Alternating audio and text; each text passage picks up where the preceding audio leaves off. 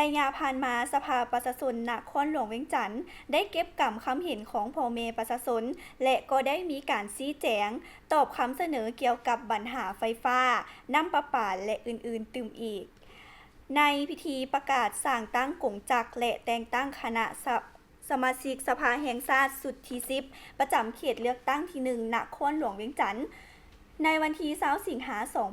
2026ทานอาจสะพังทองศรีพันดอนเลขาคณะพรรคประธานสภาประชาชนนครหลวงเวียงจันทน์ได้รายงานสภาพการเคลื่อนไหวโดยย่อของคณะสมาชิกสภาแห่งชาติสุดที่10ประจำเขตเลือกตั้งที่1นครหลวงเวียงจันทน์ซึ่งสภาประชาชนนครหลวงเวียงจันทน์ได้สำเร็จการดำเนินของประชุมครั้งปฐมฤกษ์ในวันที่1หาวันที่3เมษายน2026อย่างจบงามได้พิจารณารับรองเอากงจักรบุคลากรแผนพัฒนาเศรษฐกิจสังคมแผนงบประมาณแห่งรัฐและทิศทางแผนการเคลื่อนไหว5ปี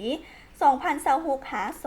2030ของแต่ละภาคส่วนตามที่กฎหมายกำหนดอย่างครบถ้วน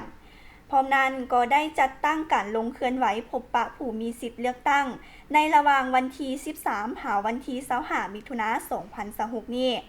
เพื่อเผยแพร่ผลสำเร็จของประชุมครั้งปฐมฤกษ์ของสภาแห่งชาติสุดที่5และสภาประชาชนนครหลวงเวียงจันทน์สุดที่5ซึ่งสามารถลงพบปะได้54จุดและได้เก็บกำคำคิดเห็นของพ่อแม่ประชาชนและก็ได้มีการชี้แจงให้ความกระจ่างแจ้งตอบคำเสนอของประชาชนกับทีโดยเฉพาะติดพันกับปัญหาไฟฟ้าน้ำประปาการทิ่มขี้เหงื่อสะสายความบ่เป็นระเบียบเรียบร้อยจำนวนหนึ่งที่มีความจำเป็นต้องได้ดำเนินการแก้ไขอย่างเป็นระบบตามขั้นตอนและก็ต่อเนื่อง